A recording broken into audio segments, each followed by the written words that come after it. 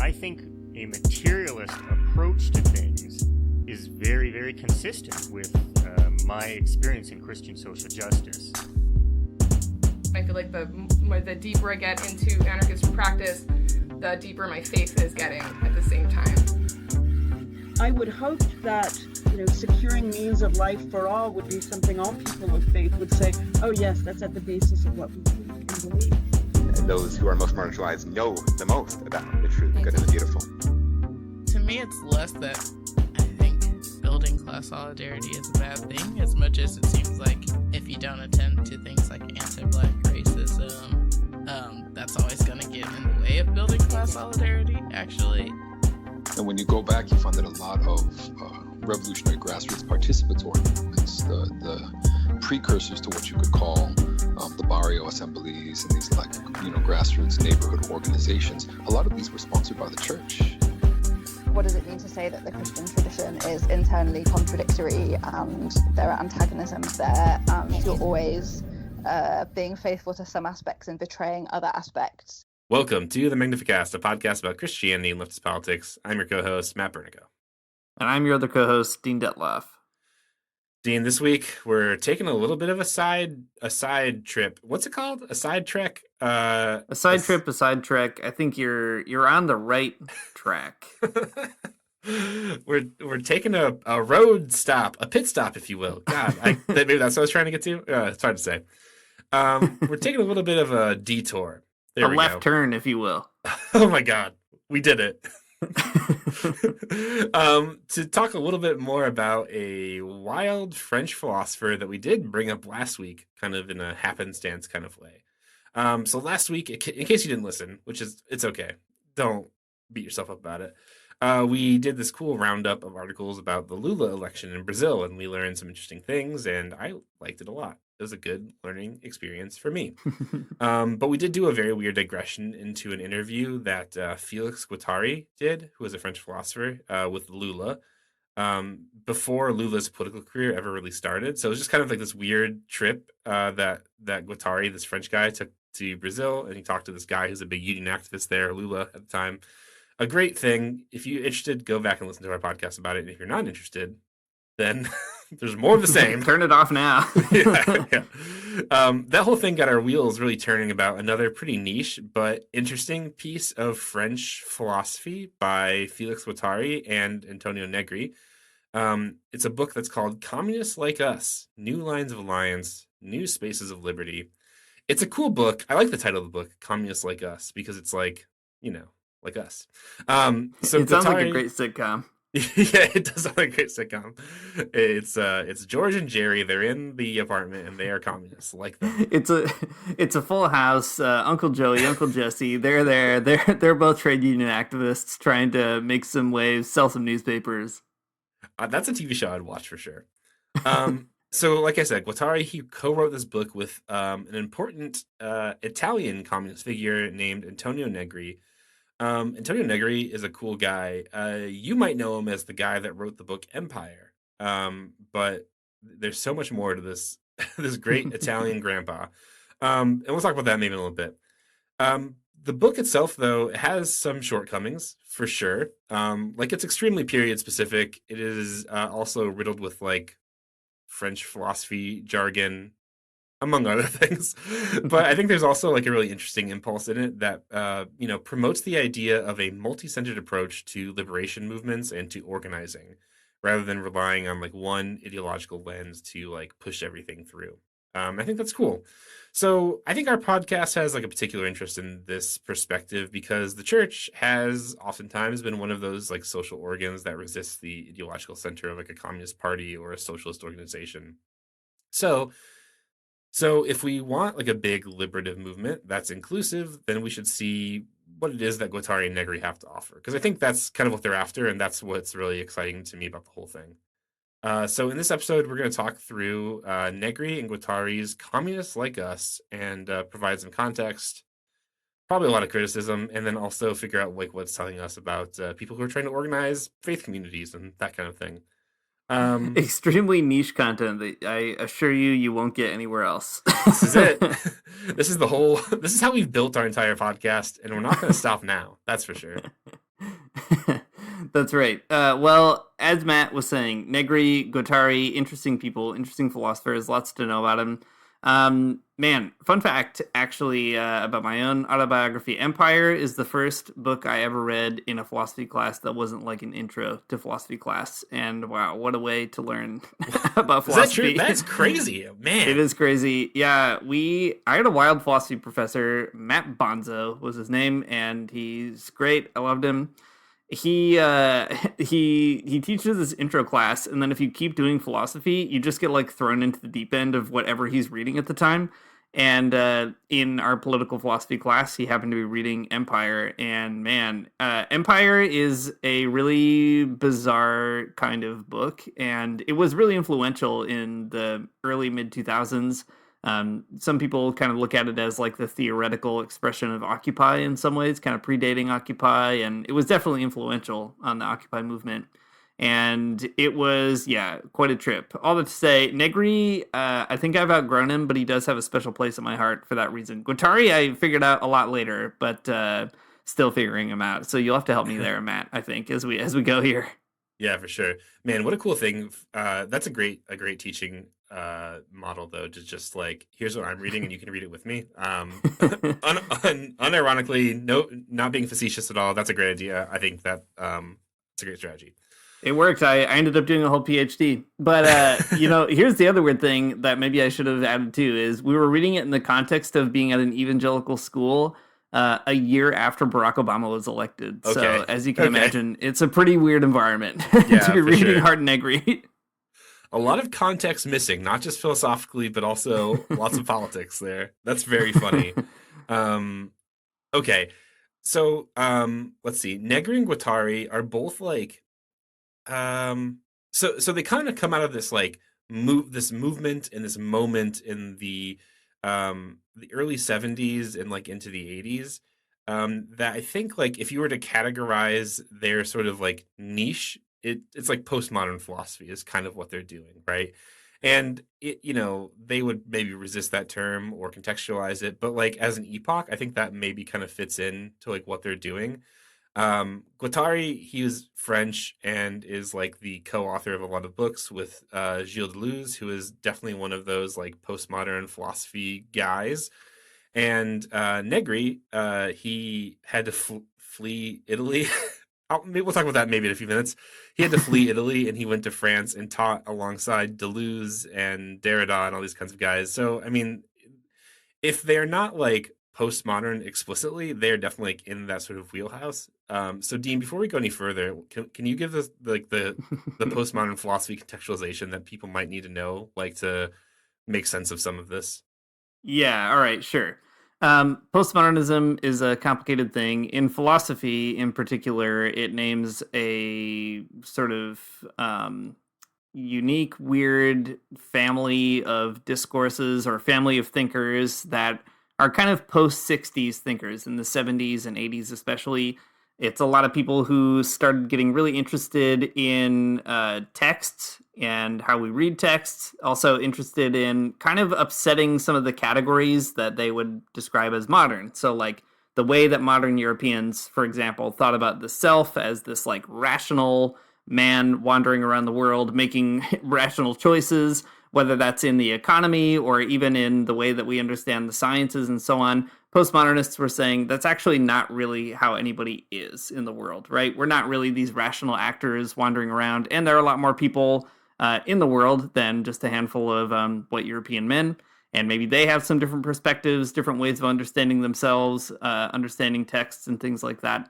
So I think in broad strokes, you could say postmodernism, right, as you could probably guess by that label, is something that is really a reaction to modernism, but also an attempt to do something different, to do something new. And so from that, there's all kinds of different directions that people go in.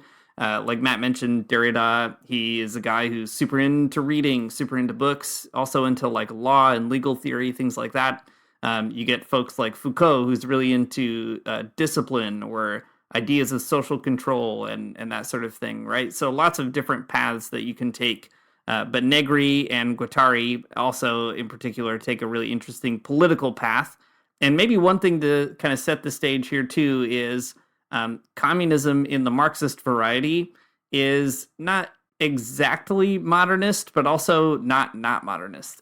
Like Marxism, it belongs to this kind of tradition of the Enlightenment, of modernity in some ways, of trying to kind of catch up with the sciences and that sort of thing in a political and economic sense. And so the communist parties that were especially significant in France and Italy were coming out of that tradition too. And so postmodern approaches to anti-capitalism also take up a sort of critical relationship to that Marxist tradition, but it's not to say that they stop being Marxists. It's just that they take Marx in some other direction. And that's certainly true of Negri specifically.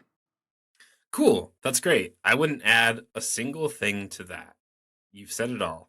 Well, yeah, there you go, man. Okay, so there's that context that's important. The other context I think is important is maybe like the historical situation that they're writing out of, because some of it, I mean, whenever you're describing a liberation movement, I mean, you're always talking from a particular place in history, right? And there's definitely a lot of that happening in this book in particular. So let's see. There are these like series of very interesting and also very complicated popular uprisings in continental Europe. I mean, mostly between France and Italy. At least that's like the way that the narrative is usually told. Starting in 1968, there's this thing that happens called May-June 1968, where there's all these kinds of student protests in Paris, and there's like trade unionists who are striking, all kinds of stuff. Sorry, I'm going to do a bad historical gloss to kind of get to the point quicker than maybe normal. Anyway, so that's happening there. And then, a few years later in Italy, things like are starting to kick off as well. Italy is, I think, maybe an important backdrop for some of this, because this is really what the context they're writing about in this book. Italy, if you can imagine, in the 1970s, I mean, World War II had only been over a while. So it's sort of like this like weird post-fascist country that is, in some kind of tumult. In light of that, I mean, like there are some strong left forces. Like the Communist Party of Italy is like a pretty significant force in Italian politics. But then there's also this like other, I think, like more radical impulse. Maybe radical is the wrong word. Maybe like more like left communist impulse, I think, within Italy. That is kind of fractured into a lot of different like ways. So like I said, there's the Communist Party of Italy, but then there's all these like other sort of like factions of the Italian left. One of them, which Antonio Negri was actually a part of, is called Autonomia Operaia. That's like workers' autonomy. And it is like a political movement that is recognizing that the trade union movement has done kind of like a bad job in Italy for speaking for all workers. Like, the Communist Party has some kind of like foothold in the union movement and the labor movement in Italy, but they're not like, and that's great for people who are trade unionists, right? Like bricklayers and carpenters and so on, right? But they aren't necessarily speaking up for people who have like more precarious jobs. And that kind of causes a bit of a rift. And it's not always a rift. It sometimes is, sometimes not. It's like, it's complicated. But things in Italy kind of take this interesting turn, though, when that movement of like workers' autonomy kind of fractures into all of these other sort of splintery cells and stuff. It's more complicated than I'm saying here, too. But the other piece of it is that like some of them, Autonomia Operaia, the Italian, like the workers' autonomy thing, it's like a peaceful movement. Like they're communists, but they're like doing lots of interesting like art stuff, and it focuses specifically on like guerrilla like radio stations, and that's interesting. But like it's like lots of like interesting creative like projects that they're doing to kind of like provoke people, sort of like in the spirit of like the Situationists in France, like which we've talked about on the show before. But the armed cells of like wild left wing communism become kind of like they get wild. So there's a group called the Red Brigades, and they are like an armed group in particular. I mean, some people might call them terrorists, and some people, I mean, might be right. They were. But anyways, this all intersects with Antonio Negri, one of the authors of the book that we read, because the Red Brigades, they kidnapped a guy named Aldo Moro, who is the leader of the Christian Democrat Party in Italy, and they killed him. And Negri got some of the blame for that. In Italy, they accused him of all kinds of different things. At the end of the day, they accused him of being a terrorist, and it stuck. And he was sentenced to 30 years in prison. And he did what any good left philosopher would do and flee the country. So he fled to Paris, that's where he taught alongside Derrida and Deleuze and all these kinds of guys. But interestingly enough, he ended up going back to Italy out of a plea bargain to serve out a portion of his sentence. That was in 1997, and then he was released from prison in 2004.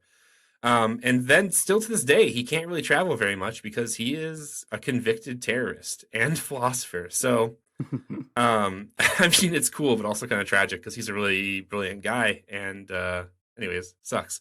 So in fact, he was banned from coming to Canada in 2017. There was some professors in Western Canada who were trying to bring him here, and the Stephen Harper government, he's like the Canadian George W. Bush, he passed an anti-terror law basically, and then the Trudeau government didn't repeal it. So even though Trudeau was the prime minister in 2017, Negri couldn't come because he was a terrorist. There you go. So that's a long and kind of meandering story with, I think, a lot of important details left out. But that's just going to have to do it for right now because we have to talk about this book. But that's it. But it's important context, right? That's all happening in the background of this book. So this book, Communists Like Us, it's written in 1985. So it's not that far removed from any of this, right? Negri is with Guattari and they're in France because that's where he has to be because he is escaping prison. And then they wrote this book. The book itself is really fascinating because it is, I mean, like we said at the top, kind of this interesting book about what does a liberation movement have to look like at this point? Can you rely on the models of anarchism? Can you rely on the models of Leninism? And they say, no, you can't do either of those things. They think that they're sort of old hat. They're just things that we need to get past. And I don't know. I have criticisms, I think, of both of those things. But at the same time, I think they have some interesting ideas kind of at the core. But at the very top of their book, what they want to do is defend the idea of communism, despite not kind of picking up the Leninist project or holding democratic centralism at an arm's length. So I'm going to read a bit here and we can kind of talk about what some of this means and maybe the trend of people doing this in post-Marxist types of philosophy. So Guattari and Negri write this. The project to rescue communism from its own disrepute, once invoked as the liberation of work through mankind's collective creation, communism has instead stifled humanity. We who see communism as the liberation of both collective and individual possibilities must reverse what regimentation of thought and desire which terminates the individual. Bankrupt, the collectivist regimes have failed to realize socialist or communist ideals. Capitalism, too, has played fast and loose with the promises of liberty, equality, progress, and enlightenment. Forget capitalism and socialism. Instead, we have in place one vast machine extending over the planet and enslavement of all mankind. Okay, some harsh words off the bat here, but keep in mind this is 1985, and when people would say socialism, they mean a really particular thing. I mean, more or less a particular thing. And this is something that Guattari and Negri both kind of have a distaste for because they, I don't know, they by their observations, they're not seeing the sort of transformative project that they think communism has to be. So instead of, saying, well, socialism is here, it's arrived, whatever, they're kind of giving some criticism towards real existing socialist projects in the world, towards some kind of other horizon. And I don't think they're entirely wrong in doing so, but they're writing in sort of this manifesto-y kind of style too. So there's something kind of bombastic about it that is fun, but also leaving some things out. Yeah, and just to contextualize it a bit further too, in terms of Italy stuff, like the Communist Party of Italy, so the sort of Leninist party that would have been popular in Italy at the time, it too had been drifting away from the Soviet Union in the 80s, well, since like the 70s, really. And that is maybe an important backdrop as well. So the Communist Party, at a certain point, especially after the Czechoslovakia situation, where the Soviet Union, depending on the verb you choose, went into Czechoslovakia, invaded it, or however you want to put it. And the Communist Party of Italy disagreed with that in a very public way, and it was like the biggest communist party in like a Western capitalist country at the time. So it was significant that they did that. And eventually the party developed what they called Euro-communism, which was a different kind of approach. It was still in some ways a Leninist thing, but not in the way that it was, and kind of became a bit more of an establishment party, I think for better and for worse, in Italy. And so what you see too with this particular intervention of talking about the socialist and communist ideals and the capitalist kind of situation all creating this this bad environment in the world. I think they're also kind of trying to find a path forward for the left in Italy too, right? Like everybody in Italy is kind of like, okay, we don't want to do what the Soviet Union's doing, except like there are a handful of communists that do want to do that. But the establishment Communist Party doesn't want to do that. The Autonomia movement doesn't want to do that. And so they're trying to also distinguish themselves, I think, a little bit from other kind of left discourses as well. Yeah, that's pretty helpful too. So, I mean, given all that, you could see kind of where they're coming from. I think that makes sense, right? It's not the big transformative and liberative thing that it's supposed to be. It feels different. Man, when I said that, a real evangelical vibes. Just got to come back to the heart of worship here is the vibes I'm getting from this book. Okay, so they go on to say this. This is kind of like the turning point, right? Socialism and capitalism, they've only gotten us so far, and it's not great, they say. So what should you do? So now everything must be reinvented, the purpose of work as well as the modalities of social life. Rights as well as freedoms, we will once again begin to define communism as the collective struggle for the liberation of work. That is, at once to end the current situation. So they start to get into like what they actually mean by communism here in a minute, and it's actually not like, it's not Marxist. I think it's actually pretty Marxist, but in like you're saying a minute ago, Dean, in this kind of like doing something different with like Marx than maybe a typical like Marxist-Leninist organization might, or something like that. So yeah, they go on to kind of stress this point, right? We define communism as the assortment of social practices leading to the transformation of consciousness and reality on every level: political and social, historical and everyday, conscious and unconscious. So this is important. I think this is an important thing for their work, but also I think for like this particular like milieu of postmodern, post-Marxist kinds of political philosophy, that like the state is a problem, for like two reasons. The state is a problem because like it exists and it's like a repressive sort of like apparatus that keeps you in line, right? And the Marxist Leninists would say, well, then you can seize the state apparatus and you can use it to liberate labor or whatever, do what you're going to do with it, to do socialism. But the addition that I think that people like Guattari and Negri and then other postmodern philosophers make is that like you could do that, you could just seize the state, but the problem is that the state is not just a thing that's like exists in the world, but it's a thing that kind of is like traced on your brain. It's a thing that is like embodied in your life, that like even if you were to abolish the state, you would still maybe act like there was the state, or you would make a new workers' government that actually just did the same thing that the state apparatus already does. So it's like so what they're looking for is this thing that kind of helps us figure this out, right?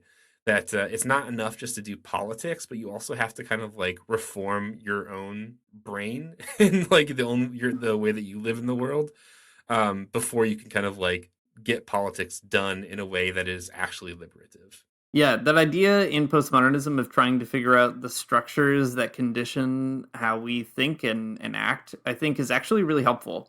A lot of Marxists like to rag on postmodernism in general, and I think Negri and Guattari are kind of weird postmoderns. They're not maybe as directly tied to some of the complaints that Marxists tend to have as somebody like Derrida or Foucault might be, but they do have like a good kind of intuition or impulse to say there are all kinds of ways that the structures of domination in our world kind of seep into our being. Marxists sometimes complain that postmodernists get distracted, like they trade class analysis for other kinds of analysis that they think is like more critical, and the Marxists are like, well, how critical is it really if it doesn't get anybody to go on strike? And like I'm sympathetic to that in a certain respect. Like, you know, it's true what Marx says, philosophers like to interpret the world, but the point is to change it. But at the same time, the postmodernists, I think, have a really important caution for Marxists, which is to say there are lots of ways that we reproduce modes of being that are really unhealthy and really bad and really dominating and oppressive for us, that are beyond just like, I go to work and my boss treats me bad or something like that. Even our language itself kind of directs us sometimes in some negative directions, and we need to be able to expose that. So whether it's the logic of the state or, you know, the way that police officers make you think about yourself in a society or whatever it might be, it's important that postmodernists kind of raise that question. And I don't know, I think the thing about left communism that is always so interesting to me is it is always extremely nervous about those structures. And I think that kind of nervousness is something I always feel ambivalent about. Like, on the one hand, I think you absolutely need that warning, right? Like, postmodernism should give that warning to Marxist thinkers and actors and so on. At the same time, I think sometimes it's kind of like the left communism has this one hammer and everything does look like a nail. And all of a sudden, every single thing is the state, and the state is definitely evil and there's nothing good about it. So, you know, I'm always of two minds about it, but I think it's important to like let the critique enter in at least and kind of give it its day and figure out what you can learn from it. Yeah, that makes a lot of sense. Everything does look like a state. That's true. If you read Foucault, everything's a prison. Barely even a joke. The thing that I think is really attractive about it to me, and maybe what really made me interested in it in the first place, though, is the emphasis on transformation rather than sort of like a static thing. Guattari and Negri are always talking about transformation, right? That communism has to be this thing that is about like there's a place in the text where they say it's about creating conditions for human renewal, right? For making a society where people can live and be like good and live good lives. And I mean, there's something like I think that's really resonant, I think, with like liberation theology or something too, right? Those are common talking points that socialism isn't just for socialism's sake. It's for the sake of creating like a new type of people who can, you know, really live their lives rather than just being sort of like subservient to a profit making scheme or something.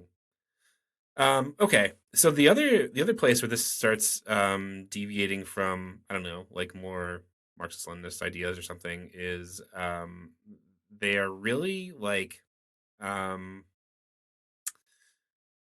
they're resistant to the idea of like an overarching ideology kind of guiding the way. And I think that is a very interesting thing, because if you say communism to somebody, I mean, they would think of that as a particular ideology, but they don't think so. So Guattari and Negri say this: make no mistake about it, communism is not a blind reductionist collectivism dependent on repression. It's the singular expression for the combined productivity of individuals and groups, emphatically not reducible to each other. If it is not a continuous reaffirmation of singularity, then it's nothing, and so it is not paradoxical to define communism as the process of singularization. Communism cannot be reduced in any way whatsoever to an ideological belief system, a simple legal contract, or even to an abstract egalitarianism. It's a part of a continuous process which runs throughout history, entailing a questioning of the collective goals of work itself. I think this is pretty cool because this is, I think, actually in line with Marx's definition of communism in the German ideology about this, like, you know, it's the thing that abolishes the present state of things. and saying that it's about it's not just about the sort of collectivism, but it's about the individual within the collectivism, the singularization of a person, right? Uh, the realization of a person within the collective, in a way that's not ideological, is I think I mean, a pretty lofty goal, a hard needle to thread, but it is really interesting, right? That like it's recognizing that I mean, like Marx did too, that like a person is, has a species being. You're part of a whole, but you're also a person in that whole, and it's important to kind of figure out both ends of the spectrum. Yeah, I think that is a helpful emphasis too, because everybody has heard the kind of line about communism as the big mass that swallows up all individuals, and you can't have fun, and you can't do anything that you want to do. You just got to do whatever they tell you to do. Saying new boss, same as the old boss, I guess, is kind of the story that capitalists like to tell, that communism wouldn't really liberate you or whatever. So at least under capitalism, we have the ability to, I don't know, like whatever movies we want to like, and create our own individual identities or whatever. And I think it's good to emphasize that there is something in communism that is actually trying to create a space for people to actually discover who they are in a meaningful way, and to do that with other people. That there's a bit of a dialectical relationship between the collective and the singular. And I wonder if stylizing communism as the process of singularization, I'm not sure if I buy it or not, but I think it is helpful to see at least that, like, living in a kind of alternative society that's premised on a different mode of production, a different relationship to work, and so on, that is the kind of thing that actually liberates us to have the time that we need and the kind of space that we need, the mental space, to figure out what kind of people we want to be at all, what kind of individuals we'd want to be at all. And that's something that you see in Marx. There's a great line, I think also in the German Ideology or somewhere, I'm going to butcher it, but Marx has this classic line where he says, in a communist society, you can go fishing in the morning, you can go hunting in the evening, and you can write, in between, without ever being a fisherman, a hunter, or writer. That's kind of the idea, that you'd be free to just explore the world as it comes to you without fully identifying with this or that. And I think it's good to say that there's something about seeking that would really, that kind of, social mode of being that would really unlock our own potentials in a way that's different from the way that capitalism claims that it's, based on giving us our freedoms, our liberties, and so on. And there's something kind of interesting, at least, about framing communism that way, like, what's in it for me kind of situation. I think, like I said, there's a part of me that resists that, but also it's like, it's a pretty attractive point to make as well. Yeah, I mean, whether or not communism is really the process of singularization, like you said, maybe I don't know if I buy that. Yes, sometimes, maybe no, some other times. But it is the idea, at least, that like, if work was liberated in the way that they're talking about here, where you don't have to, you're not worried about your wages or whatever, or your salary, then that might be true, right? You could definitely figure out some things about yourself that you wouldn't otherwise, right? When you're usually too busy working, maybe you find a new hobby, or I don't know, you become a person who doesn't like to fish in the morning or whatever. I don't know, who can say? But I think that there's something to it, at least, that's interesting and worth parsing out for yourselves, perhaps. Okay, so that's like the first part of the book. Communists like us. They're trying to talk about what kind of communists they are. And from my perspective, not bad ones, kind of interesting ones. Helpful interlocutors, I guess. So then the rest of the book kind of it does a few different things at once. It's kind of telling this history, this like story of May 1968, of the Autonomia movement, all these kinds of things, right? It's telling you a lot of things all at once, and what's going on. But then there's a pivot kind of later on in the book in chapter 5 called The New Alliance, the name of the chapter. And it's like, okay, so if we want to do this new thing, and so far we haven't done it, but maybe picking up some of the threads that some of these groups have, made in the meantime, how do we do it? What does it look like? How do we get to these like sort of new forms of like communist organizing that we haven't gotten to yet?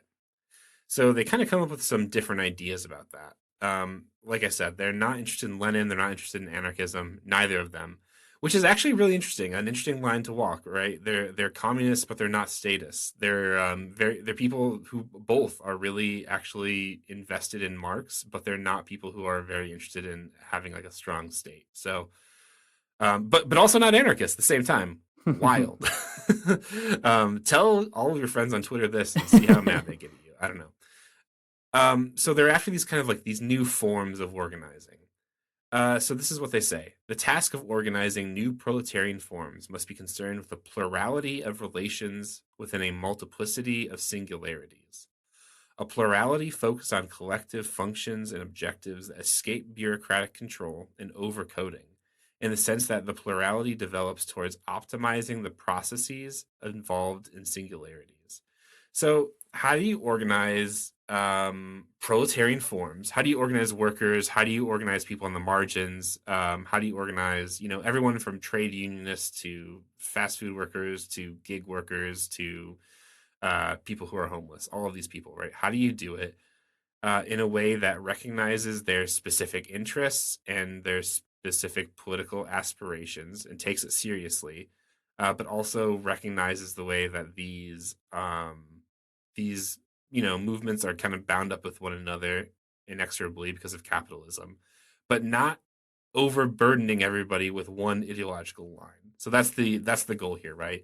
Is to let everyone kind of do their own thing and kind of push at their particular area of capitalism, while pushing and creating like actual problems for capitalism, but not like managing everybody in some kind of bureaucratic party sense. Does that make sense, Dean? Yeah, I think so. And maybe one way of wrapping our heads around this too is to go back to that point about postmodernism, where it's trying to uncover all these other structures that are dominating us in our world, and also trying to uncover different experiences that aren't really accounted for in the kind of picture that modernity developed about the ideal rational man and that sort of thing.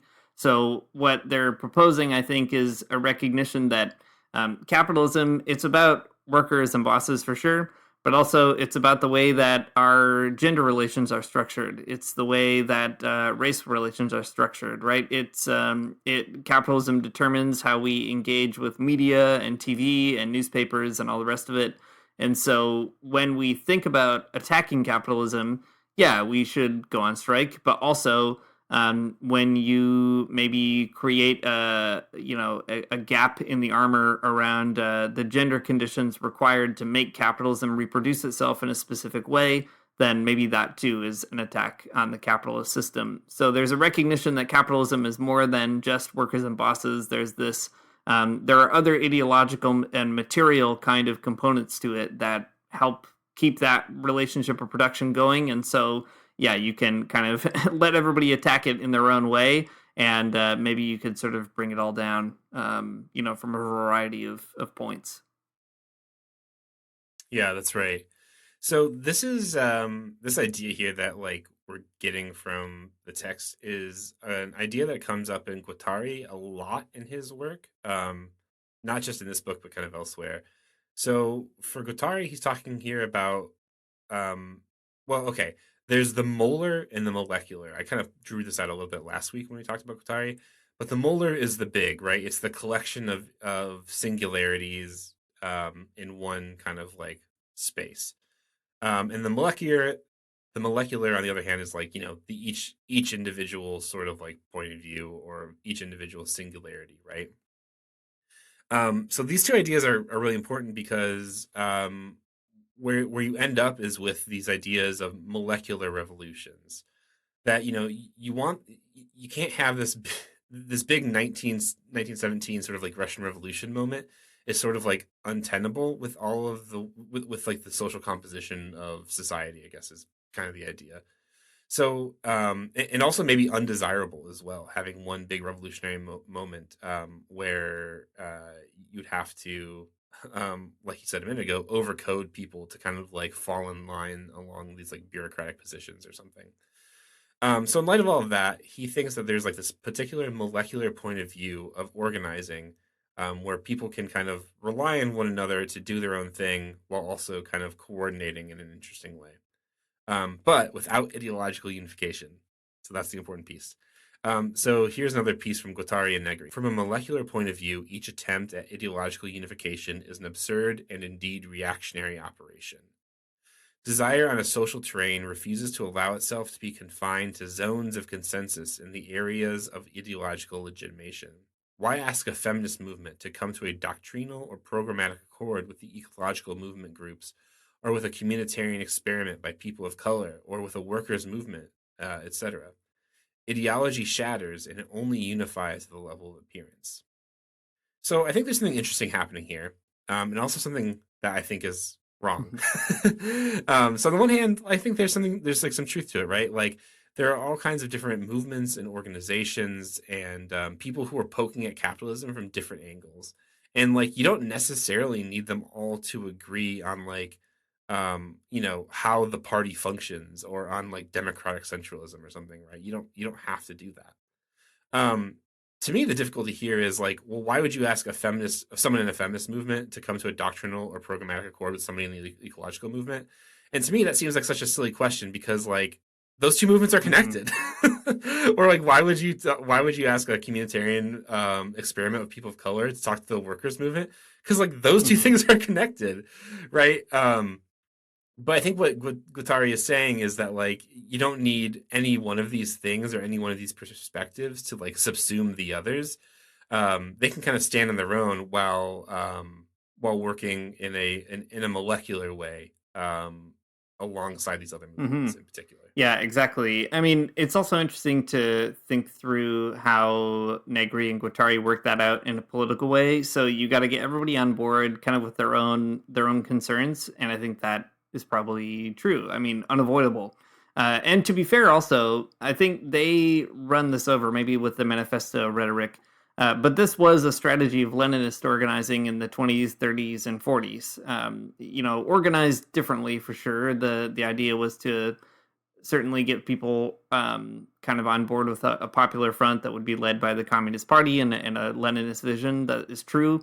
But I think too, in the history of Leninist organizing, there's this recognition that you got to get people there on their own terms. Anyway, neither here nor there. But I think it's good that they're affirming that people should find their own way in, be welcomed in on their own terms. And just to kind of think through politically, like they also go on to say there are ways that we could think about things like even legal rights or freedoms and things like that we thought of in a liberal state. In a different way, if we kind of understood these different social movement considerations, that everybody should be sort of invited to the table to reconsider that kind of stuff. And although I think it would be tempting to see this all as totally disconnected from reality, like this is just political philosophers opining about something that doesn't really matter. In fact, Negri in particular is pretty influential on Hugo Chavez in Venezuela. And Chavez had read Negri while he was in prison and had cited Negri a handful of times as president. And I think even in the Bolivarian Revolution, you see something like this, right? The Venezuelan state is complicated. It's not just really like one ideological line. It's the collection of all kinds of different communes that are associated based on other relationships. Like in some cases, it's like a neighborhood. In other cases, it's like a group of motorcyclists, like you can become a commune related to the state of Venezuela in all these different ways.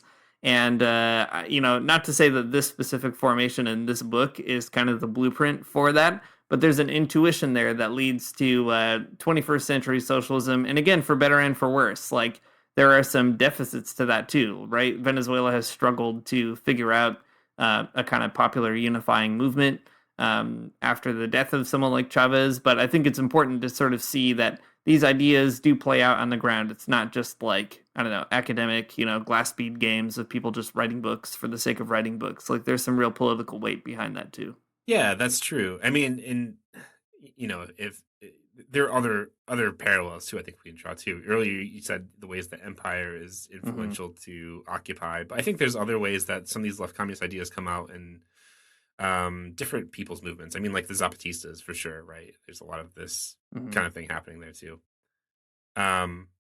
Connections to be made. That's all I'm trying to say. So the idea here, though, is that you organize people into some kind of like coalition and into these molecular groups, right? And then what you do is you find the ways that those groups in particular are capable of um, putting up considerable roadblocks to capitalism.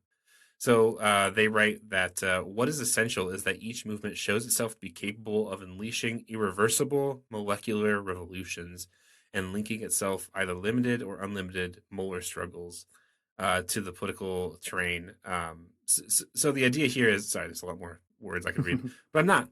Anyways, but the idea here is that like you have to find the ways that all of these molecular kind of like pieces can actually, throw capitalism into question. And like you're saying a minute ago, Dean, like the workers' movement, I mean, it makes sense, right? Go on strike. But also, there's actually a really strong history of the ways that like feminist movements have kind of figured this out too. In Italy, we've talked about Silvia Federici on this podcast before, and the wages for housework movement, and the ways that women definitely kind of like explicated the role that like domestic labor plays in capitalism. In the United States, people have done that too, right? Like Joni Tillman from the National Welfare Rights Organization did something very similar. That women's work is work, domestic labor is labor, and I think that these are interesting examples of the ways that like molecular revolution actually does make sense, and like there's a real power to it, the idea I think that the issue then is like connecting them all up together, because that is, I think, more difficult. But just the same, I think there's something to what Guattari and Negri are saying here, right? There's real examples of it in the world, beyond just dudes. Yeah, I think that's maybe where I have an open question about all of this, and for left communism in general. It's true, ideological ways of unifying people or having one big common project and so on can become oppressive, and they can recreate the state in your brain that you don't want, and they can stifle other sort of avenues of freedom that we need. And all that's true. Lots of examples that would be easy to find.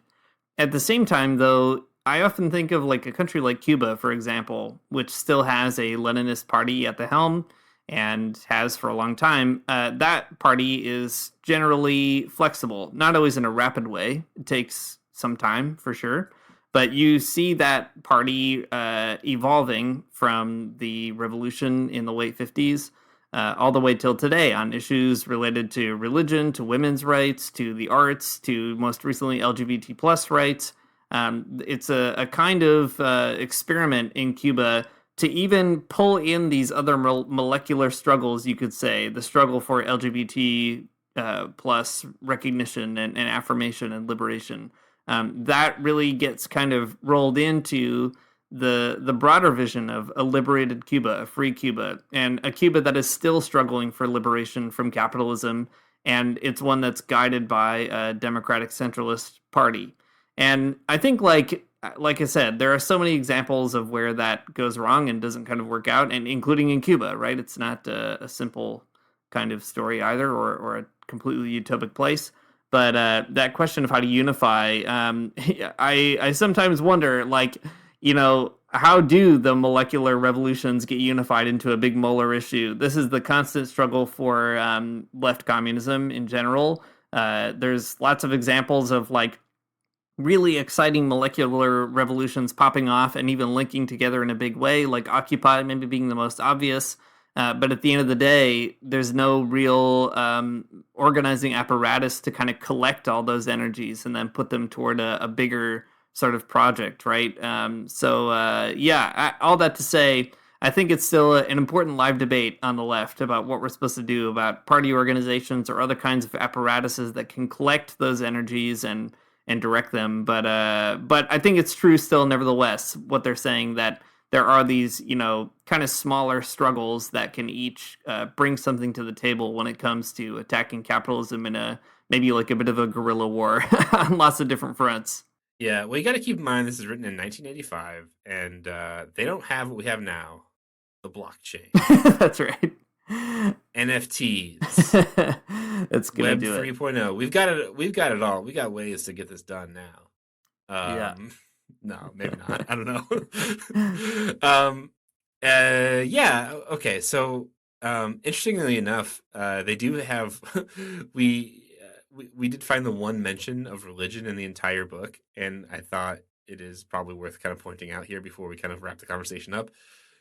So they write that it frequently happens as much in Arab, Slavic, Latin American as in Anglo-Saxon countries that the experimentation with new forms of organization develops from within religious imaginaries.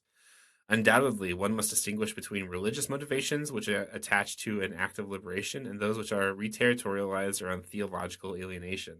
So that conversation between Lula and Guattari years ago now really stuck with them, I guess, for sure. Guattari is recognizing that the liberation theology does exist, and you have to think about it, and that's something.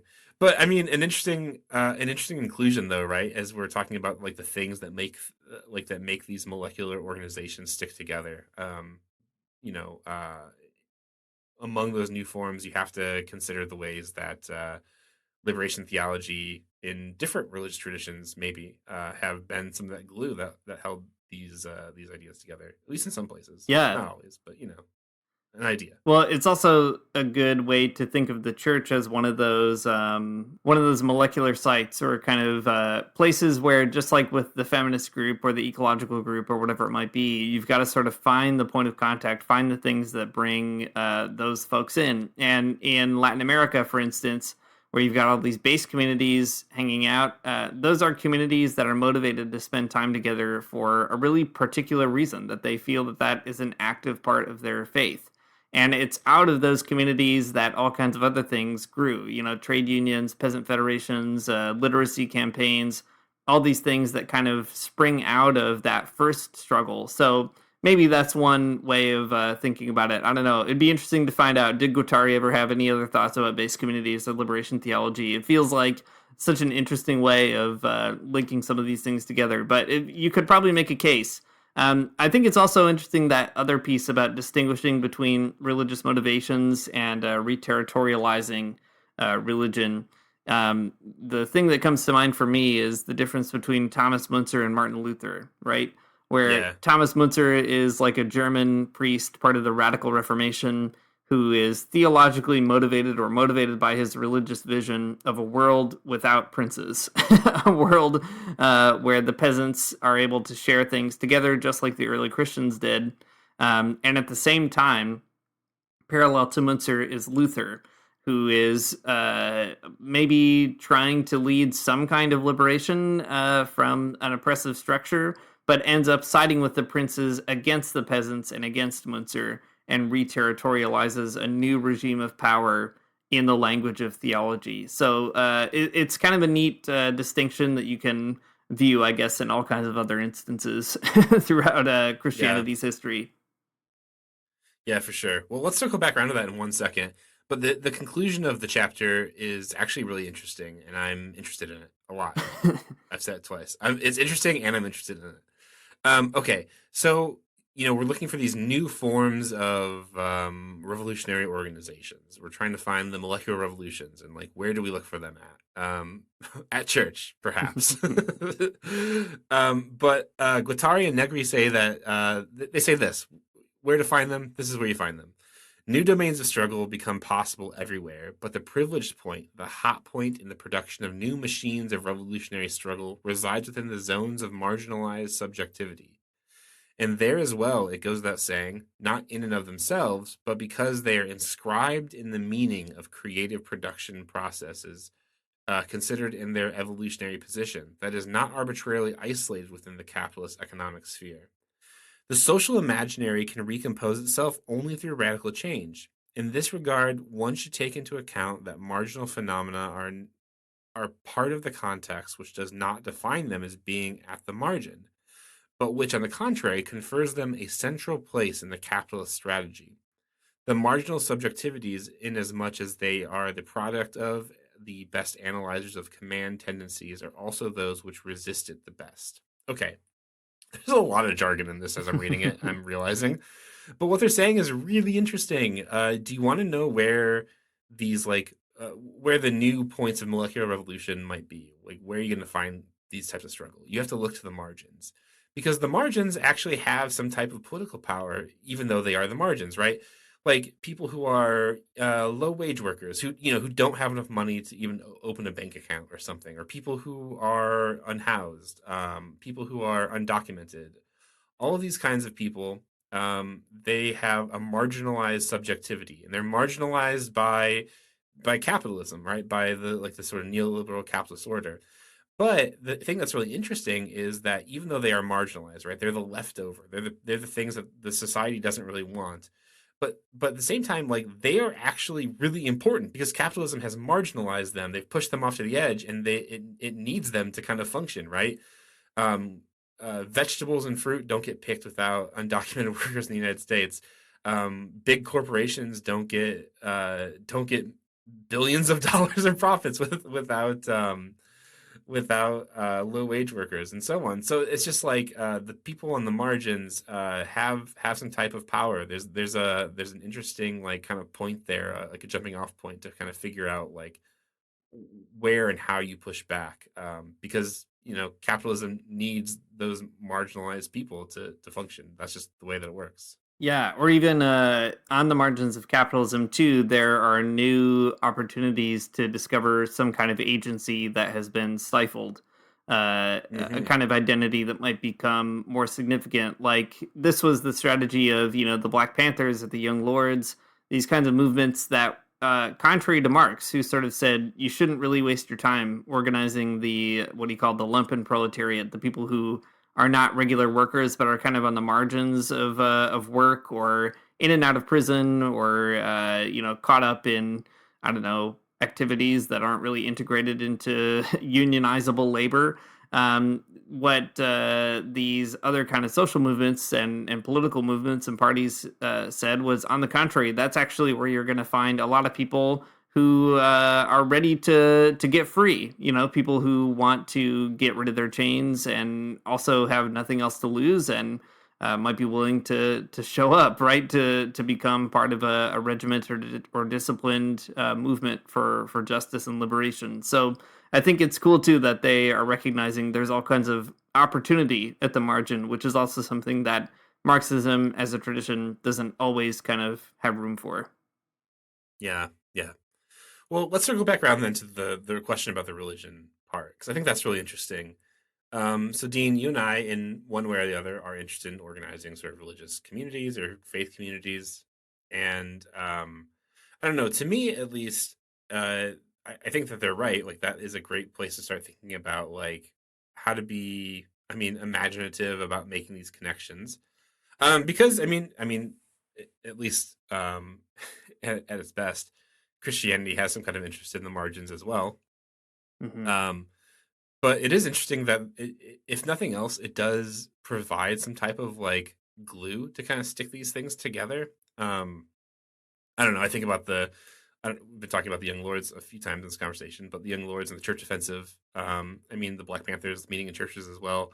There's this sense in which even just like the space of a church can be really important in a community, even if you don't go there, right? Just having it be there as a place to like meet, or a space to use that's not like a library or something. It could be a powerful thing. I guess also maybe just to put it out there too, it could also be an alienating thing. So there's that. But it's at least like a point of possibility, I guess. I think that's right. And it's also, I guess, a good challenge to Christianity to say how much is it invested in the margins. And I think it is true that the closer it gets to the margins, the closer also the church becomes more revolutionary itself. Like, I always think of the big example is the bishop in Chiapas, Mexico, Samuel Ruiz. He was a conservative when he was appointed to be the bishop. And he famously got on a donkey and decided he was going to visit every single community in his diocese. And Chiapas is a pretty hard place to get around in. The terrain is not very friendly, and most people are poor. And he was really struck by the poverty that he saw. He went through Vatican II, and by the time the Zapatistas had an uprising, he had really become a progressive figure for social justice in the community, so much so that when the Zapatistas needed to negotiate with the Mexican government, the only person that they would trust to do that was Bishop Ruiz. And I think that's such a classic story. You can see it repeated in lots of other places. You know, Oscar Romero, another classic person who was like a conservative, appointed as a conservative bishop, and then was radicalized by his proximity to people on the margins. There's a sense where if you get close enough to the margins and you're a person of faith in an authentic way, it's going to commit you to the struggle of those people.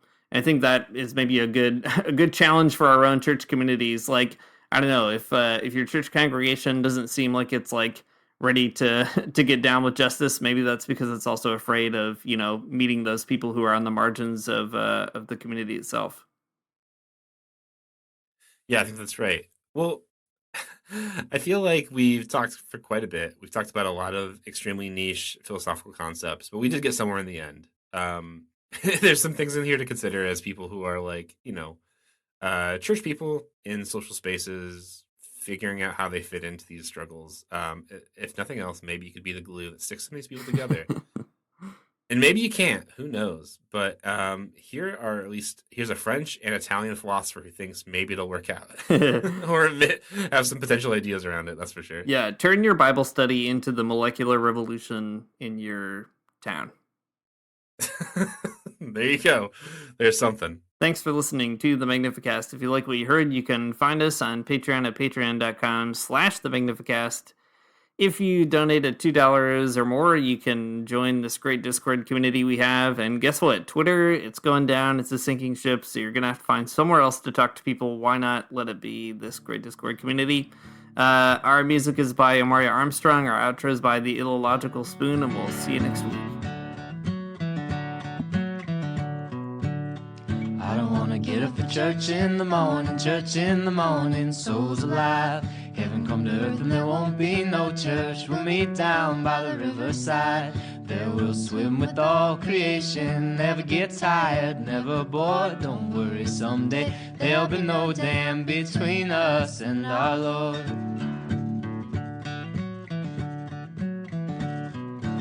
Jackson, keep your hoods up. Keep your hoods up and you stay up late. In Jackson, you keep your hoods up. Well, you keep your hoods up and you stay up late. Oh, don't mind a cold night, but we might mind if you leave too soon. So come on now, it's still early. At least I would have